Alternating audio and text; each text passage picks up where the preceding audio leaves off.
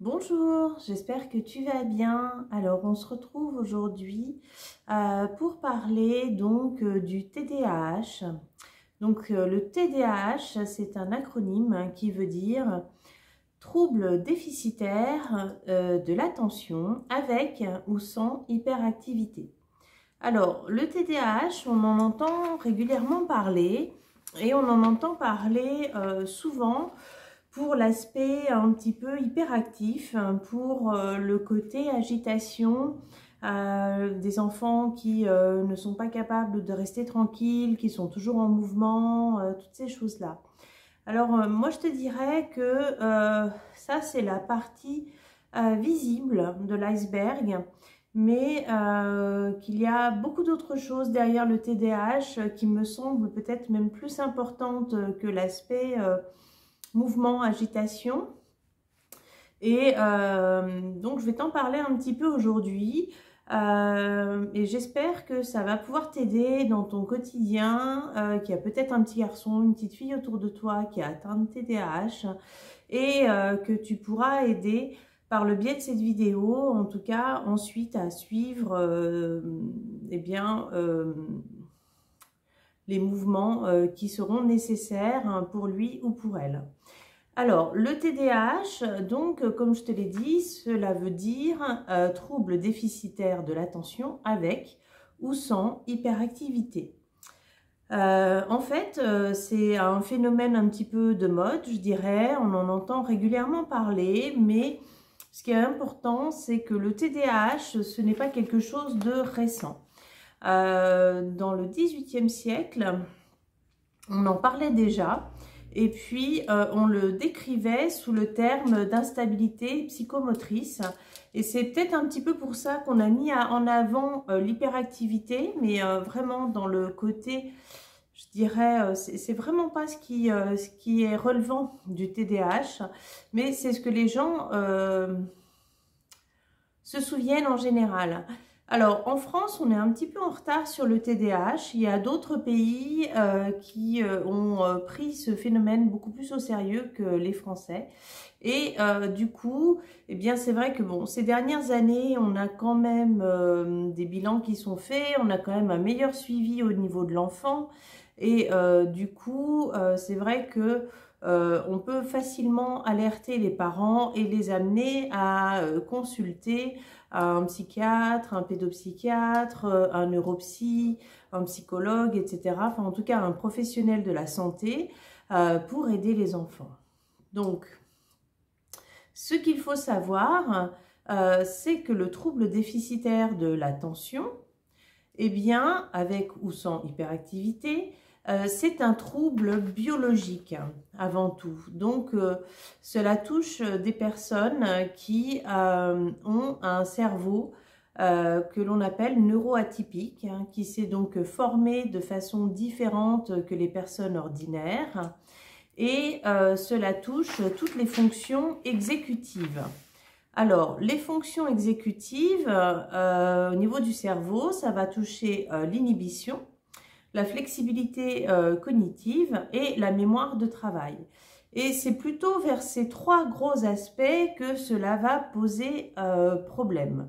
Ça va poser problème parce que la personne qui est atteinte de TDAH, elle va développer plusieurs symptômes qui peuvent être contraignants dans sa vie. Et puis, elle a peut-être passé toute sa vie sans savoir qu'elle avait un TDAH.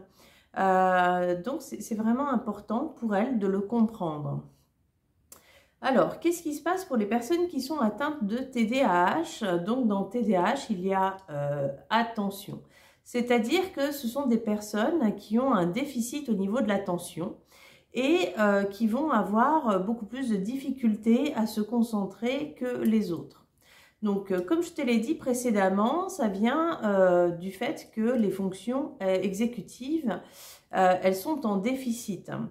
On s'est rendu compte que ces fonctions exécutives, elles étaient en déficit parce que le cerveau est également en déficit de dopamine. Et la dopamine, eh bien, c'est un neuromédiateur donc, qui est chargé de transmettre des informations donc, au niveau du cerveau de synapse en synapse.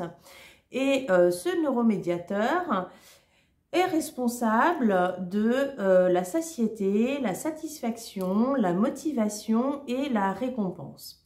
Et donc, les personnes qui sont atteintes de TDAH, elles sont en déficit de ces fonctions-là. Alors, qu'est-ce qui se passe au niveau de l'attention? Eh bien, vu que l'inhibition est touchée, elles ont plus de difficultés à se concentrer. Pourquoi? Parce que l'inhibition, c'est un petit peu ce qui va amener un mur tout autour de la personne pour lui permettre de se concentrer et de faire ce qu'elle a à faire. C'est-à-dire que si elle est en train de lire un livre, une personne ordinaire, eh bien, elle va être uniquement concentrée sur son livre. Par contre, une personne qui est atteinte de TDAH, eh bien, vu que l'inhibition est déficiente, elle va entendre les bruits qui se passent au niveau de la rue, donc s'il y a une moto qui passe, une voiture, elle va faire attention aux chats qui se baladent dans la pièce, elle va faire attention à la luminosité, à tout un tas de choses, donc tout ça, ça va pouvoir la perturber. Alors, qu'est-ce qui se passe au niveau de l'enfant? C'est que toutes ces informations que l'enfant ne sait pas forcément gérer, eh bien, ça va l'amener à se déconcentrer en classe et puis à faire attention au nouveau jean de son copain, à faire attention à l'oiseau qui passe dehors, etc., etc. Et puis, il va donc facilement se déconcentrer, facilement perdre le fil. Et puis, il va être aussi facilement amené à être agité en classe, hein, puisque ça touche au niveau du cerveau aussi tout ce qui est agitation, mouvement, et à bouger beaucoup plus, à ne pas pouvoir s'en empêcher. Parce que, à nouveau, c'est une fonction qui est exécutive, c'est-à-dire que ce n'est pas un trouble émotionnel, donc on ne peut pas trouver de solution dans une thérapie normale, hein, puisque ce n'est pas quelque chose que la personne désire mettre en place, c'est quelque chose que la personne subit à cause de son cerveau donc qui est neuroatypique. Et du coup, elle va commencer à s'agiter, à avoir du mouvement, etc., etc. Alors, c'est vrai qu'on se rend compte beaucoup plus facilement chez les petits garçons qui sont donc hyperactifs. C'est pour ça qu'on voit d'ailleurs le haut de l'iceberg, c'est-à-dire le mouvement. Mais il faut savoir que chez les filles aussi, l'hyperactivité existe, le TDAH existe. Et à nouveau, on peut avoir qu'un TDA et pas forcément le H. Et que chez les petites filles, lorsqu'elles sont hyperactives, eh bien, à cause de l'inconscient collectif, elles ont quand même beaucoup plus tendance à être sages, à être tranquilles, à moins se faire remarquer. Et du coup, le TDAH passe plus inaperçu que chez un petit garçon. Au niveau du sexe ratio, il y a quand même plus de petits garçons que de petites filles. Mais on peut quand même compter environ un enfant par classe atteint de TDAH, c'est-à-dire 5% de la population. Donc le TDAH, il va toucher plusieurs parties donc, du cerveau. Il va toucher l'impulsivité. Ce sont des personnes qui ont beaucoup plus tendance à prendre des risques, à être impulsives, à démarrer au quart de tour. Ça va amener aussi une dysrégulation au niveau des émotions, et je parle bien de dysrégulation, c'est-à-dire que pour des personnes normales, eh bien, de faire de la thérapie émotionnelle, elles vont pouvoir trouver une solution, elles vont pouvoir trouver des réponses. Par contre, une personne qui est atteinte de TDAH, elle sera toute sa vie confrontée à cette dysrégulation, c'est-à-dire à avoir des émotions fortes par moment. Pas toujours, elle peut aussi avoir et réagir de façon très calme, mais elle peut aussi réagir très très fort, très violemment, partir en colère ou bien partir aussi dans des émotions beaucoup plus de chagrin, de surprise, enfin toutes les émotions, mais de façon exagérée, de façon exacerbée. Non pas parce que cette personne est instable, mais parce que le cerveau n'est pas en capacité de réguler les émotions comme chez une autre personne. Donc, ça, c'est une des choses qu'il faut savoir sur le TDAH, c'est que ces personnes-là, elles sont atteintes de dysrégulation et qu'elles n'ont pas forcément envie d'être comme ça. Ce n'est pas forcément un choix, ce n'est pas ce qu'elles souhaitent mettre en place, mais elles subissent leurs émotions qui sont disproportionnées, qui sont exacerbées, et que la thérapie émotionnelle ne leur apporte pas les réponses qui sont souhaitées. Donc, on a vu que ça va toucher donc l'impulsivité, ça va toucher l'attention.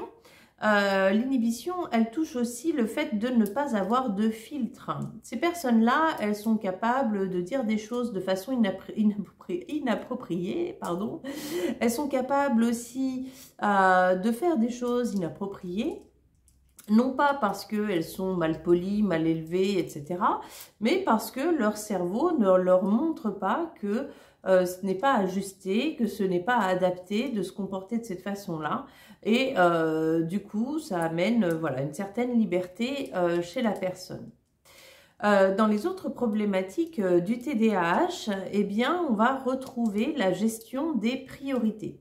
C'est-à-dire que la personne peut avoir une dizaine d'idées en même temps dans la tête, mais elle ne va pas réussir à gérer, elle ne va pas réussir à savoir laquelle est prioritaire.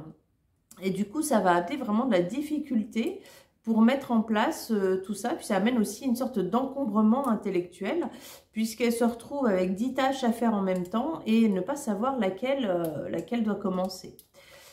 Donc tout ce qui touche à la planification, ça peut être extrêmement difficile pour ces personnes-là.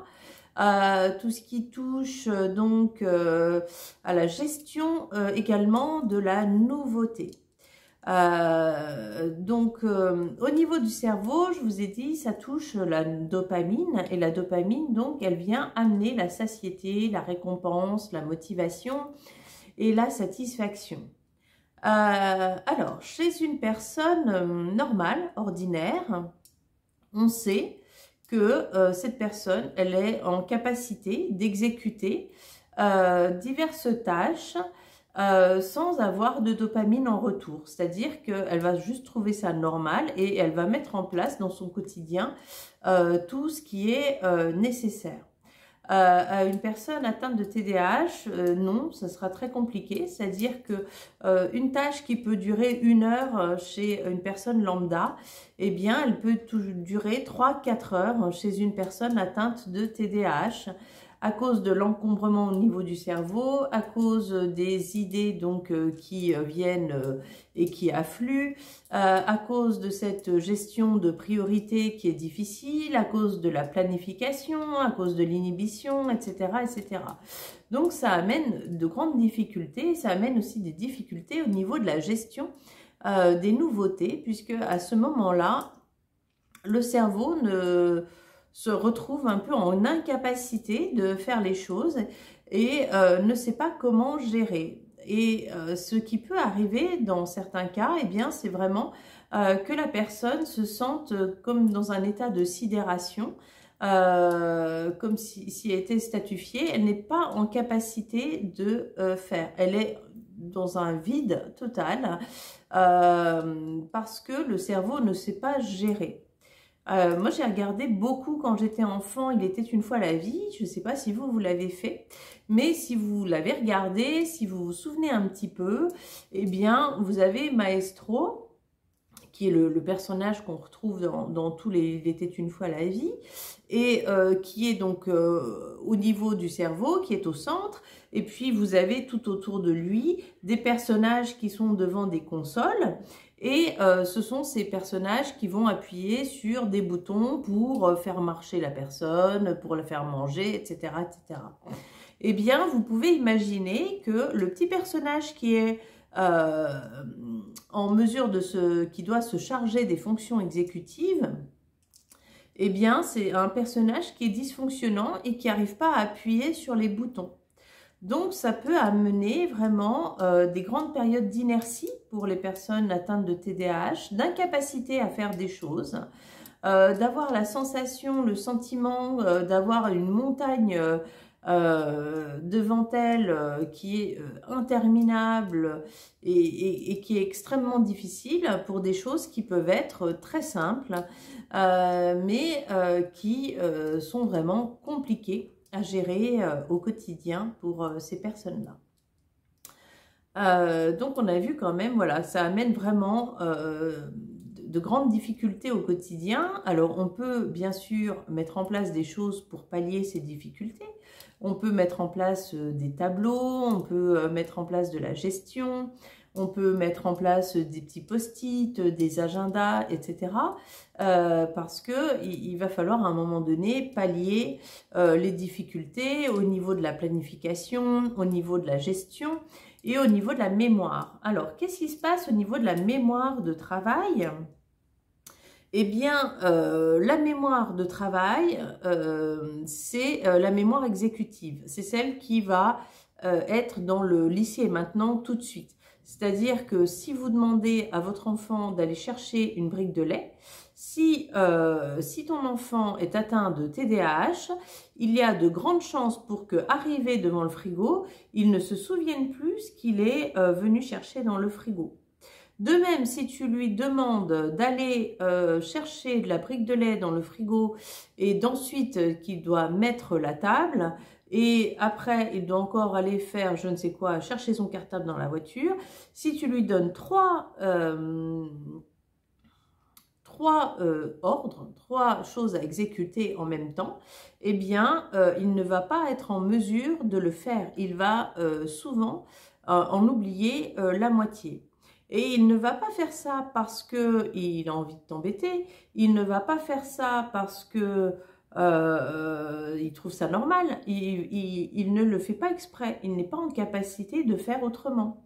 Parce que son cerveau ne lui donne pas la possibilité de le faire. Hein? On ne peut pas traiter la cause du TDAH, c'est-à-dire que ton cerveau, tu ne peux pas le reconstruire. Tu ne peux pas faire une opération et puis changer la façon de fonctionner de ton cerveau. Lorsque tu as un cerveau neuroatypique, eh bien, tu l'as à vie. Alors, le cerveau neuroatypique, il amène des difficultés, mais il amène aussi des avantages. Les cerveaux neuroatypiques, c'est aussi les cerveaux des personnes qui sont dans des spectres autistiques, des personnes aussi qui sont HPI, etc. Et bien sûr, toutes ces personnes-là, enfin toutes ces différentes formes de cerveau, elles peuvent combiner plusieurs types de neuroatypie. C'est-à-dire qu'on peut être HPI et TDAH.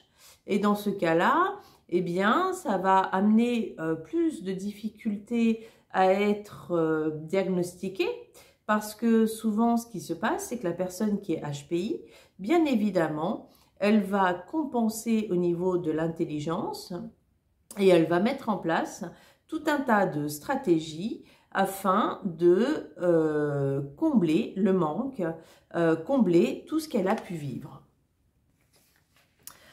Voilà, donc comme je te disais, on est totalement en capacité de combler les manques, de mettre en place des stratégies pour équilibrer au niveau du TDAH. Donc, la personne atteinte de TDAH, donc je te l'ai dit, c'est une personne qui peut être impulsive, c'est une personne qui peut prendre des décisions qui sont différentes de la normalité. Alors, pourquoi? Parce que ce cerveau qui est atypique va lui montrer la réalité de façon différente. Elles ont une vision de la réalité qui est biaisée par le TDAH et qui va pousser ces personnes-là à prendre des décisions, à changer, à prendre des risques. Donc, il y a beaucoup de prise de risque, d'impulsivité chez le TDAH. Et puis, donc, de dysrégulation émotionnelle, d'émotions très fortes. Et ces personnes-là, elles peuvent être vues comme des personnes qui sont instables, qui sont des personnes autodestructrices, des personnes qui sont dans le sabotage. Même plus loin, on peut penser que ce sont des personnes suicidaires. La réalité, elle est tout autre. La réalité, c'est que leur cerveau, avec le fonctionnement qui est neuroatypique, les pousse à être dans ce genre de comportement-là. Non pas parce qu'elles souhaitent se détruire, non pas parce qu'elles souhaitent détruire les autres, parce que bien au contraire, souvent leur difficulté c'est d'être dans la stabilité, c'est de trouver de la satisfaction sur du long terme, du coup, eh bien, elles ont besoin de mettre en place du soutien. Chez les enfants, bien sûr, ben, c'est important de faire passer un bilan TDAH. Donc ce bilan, il se passe auprès d'un pédopsychiatre, d'un psychiatre, d'un psychologue, d'un neuropsy. Et bah, on ne peut pas regarder au niveau du trouble biologique, donc par le biais d'exercices, par le biais de jeux, par le biais de questions, eh bien, le professionnel de santé va pouvoir mesurer tout un tas de symptômes et faire un compte-rendu à la personne pour pouvoir l'aider dans son quotidien à améliorer la situation. Et moi, je te dirais que c'est vraiment important de le faire. Pourquoi? Parce que le TDAH, eh bien, on peut développer ensuite d'autres troubles. Alors, il y en a plusieurs. Moi, je vais uniquement te parler de 2 troubles. C'est le trouble de l'opposition et le trouble de l'anxiété. Alors, qu'est-ce qui se passe? Au niveau du trouble de l'opposition, ces enfants-là, je te rappelle, c'est des enfants un petit peu catastrophes, c'est des enfants qui n'arrivent pas à être tranquilles en classe, qui oublient leurs devoirs, qui oublient de noter ce qu'ils ont à faire pour le lendemain, qui vont perdre leurs livres, qui vont peut-être faire rire tous les copains parce qu'ils en ont marre de rester bien tranquilles assis sur une chaise pendant que le prof parle. Et au bout d'un moment, ce qui est bien naturel, c'est que les personnes de leur entourage, ça peut être les parents, ça peut être les professeurs, les amis, les proches, etc., ben, ils en ont marre de répéter constamment, de récupérer les affaires, de faire les devoirs, de rester tranquille sur la chaise, etc., etc. Et donc, ces enfants vont avoir plus de punitions que les autres. Les parents sont souvent mal vus, ils sont souvent critiqués parce que les autres parents pensent qu'ils manquent de cadre, alors que pas du tout. En général, ce sont des enfants qui ont même beaucoup plus de cadre que les autres, parce que le parent cherche à compenser, mais ça ne fonctionne pas. Et au bout d'un moment, ben, ces enfants vont développer un trouble de l'opposition, c'est-à-dire qu'ils vont en avoir marre et du coup, ils vont se mettre à répondre, ils vont peut-être même se mettre à faire eux-mêmes des bêtises parce que au moins comme ça, ce qu'on leur reproche, eh ben, c'est vrai, etc., etc. Et il faut savoir quand même que au niveau de la population carcérale, eh bien, il y a entre 20 et 30% de personnes TDAH. Donc, c'est quand même quasiment un tiers de cette population-là, parce que justement, leur TDAH n'a pas été pris en compte, ils n'ont pas pu trouver de solution. Et puis, le côté impulsivité, le côté prise de risque a pris beaucoup plus d'ampleur et ça les a amenés à avoir eh bien, des comportements qui pouvaient être erronés. Voilà, donc c'est important de le savoir. C'est important aussi, bah, si toi tu as un enfant TDAH et puis s'il commence à te répondre, s'il n'est pas sympa, voilà, ça peut être aussi un trouble de l'opposition qui est en train de s'installer et c'est à prendre au sérieux, à pas laisser passer, bien évidemment, et à nouveau faire appel aux professionnels de santé pour t'aider. Tu ne dois pas rester seul avec ce genre de problème pour que ça ne prenne pas d'ampleur dans la vie de ton enfant. Et si toi tu es TDAH et que tu t'es pas rendu compte de tout ça avant, bah, ça peut aussi t'amener plus de légitimité dans ton quotidien. Ça peut aussi te libérer de la culpabilité, de voir ta vie différemment, de cesser de croire que tu t'es saboté durant toute ta vie, mais simplement, bah, ton cerveau est fait autrement. Et ça ne t'a pas permis de faire ce que tu souhaitais, ou en tout cas, ça t'a sûrement permis de faire plein de choses que tu n'aurais pas pu faire si tu n'avais pas de TDAH, pardon. Mais maintenant que tu le sais, eh bien, tu peux corriger, tu peux mettre en place des choses.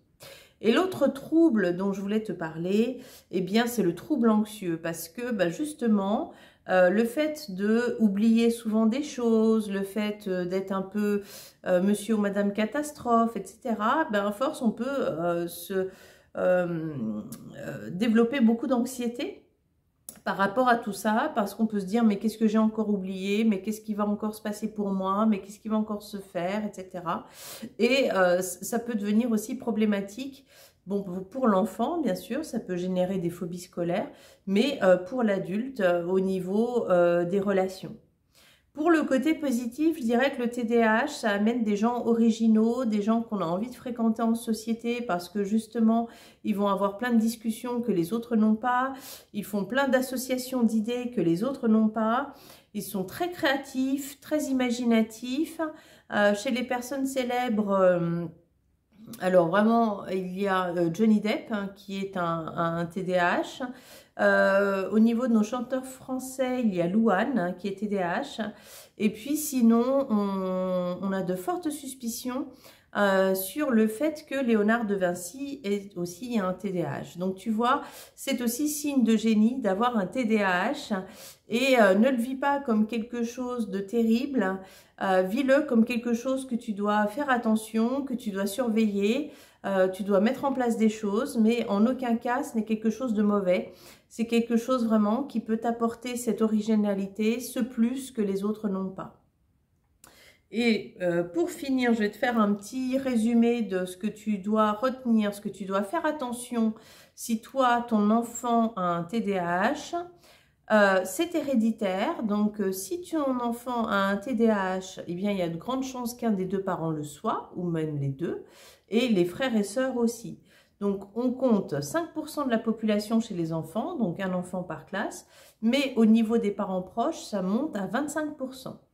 Et au niveau des adultes, 2,5%. Pourquoi? Parce que les fonctions exécutives, ce sont les dernières fonctions à se mettre en place au niveau des cerveaux. C'est-à-dire que nous, les humains, on ne vit pas, enfin on ne naît pas avec notre cerveau totalement construit. Pour deux raisons. La première, c'est que si notre cerveau était totalement construit, la tête serait tellement énorme qu'elle ne pourrait pas sortir durant l'accouchement. Et la deuxième, c'est qu'il y aurait une disproportion au niveau du corps et du cerveau qui amènerait de la perte d'équilibre et qui empêcherait donc l'enfant de se développer de façon normale. Donc, c'est pas possible. Chez des animaux, par exemple les vaches ou les poulains, etc., les veaux, eh bien, eux, ils sont en capacité d'être debout dès la naissance. Alors que nous, les humains, bah, vous voyez très bien que la motricité, elle s'affine au fur et à mesure où l'on grandit. Et puis, les fonctions cognitives, elles vont aussi s'améliorer et s'approfondir. Donc, les fonctions exécutives, ce sont les dernières fonctions qui se mettent en place au niveau du cerveau. Et du coup, lorsqu'on vieillit, eh bien, les symptômes du TDAH peuvent... comment dire, se diminuer. Enfin, ils peuvent être plus faciles à vivre en tout cas. Et pour finir, donc je te dirais donc tout ce que touche le TDAH. Ça touche la planification, l'activation, le focus. J'ai oublié de te dire une chose. Donc l'hyperactivité, elle peut être intérieure, pas forcément extérieure, c'est-à-dire qu'on peut rechercher donc l'hyperactivité uniquement à l'intérieur de nous et ne pas avoir forcément beaucoup de mouvements physiques. Les TDAH, ils ont aussi de très grandes capacités d'hyperfocus, c'est-à-dire que le moteur pour le TDAH, eh bien, ça va être la passion. S'il est passionné, il va pouvoir travailler des heures et des heures sur un sujet. Et là, par contre, l'inhibition ne va pas le gêner.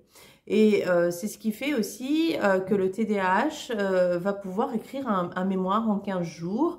Le TDAH peut aussi, justement par la configuration du cerveau qui est différente, avoir des associations d'idées qui sont hyper originales et créer des choses nouvelles. Donc, ça touche l'effort, la régulation des émotions, la mémoire, l'action, l'attention, l'inhibition. Et voilà. Et donc, faire attention hein, à cette notion de récompense, puisque le TDAH, à l'opposé des personnes ordinaires, ne peut pas fonctionner s'il n'a pas de récompense. Voilà, bah écoute, j'espère que cette vidéo t'a été utile. En tout cas, moi, je trouvais vraiment super importante de la faire, de venir vraiment informer, d'en parler, de comprendre. Peut-être que si ton enfant est TDAH ou quelqu'un de ton entourage l'est, eh bien, ça va t'aider dans ta relation avec lui ou avec elle. Et si tu as du doute sur ton enfant, eh bien, surtout, fais-le diagnostiquer. Fais bien attention à le suivre, à l'accompagner pour qu'il puisse être un adulte totalement épanoui. Voilà, je t'envoie amour et lumière et je te souhaite une belle journée.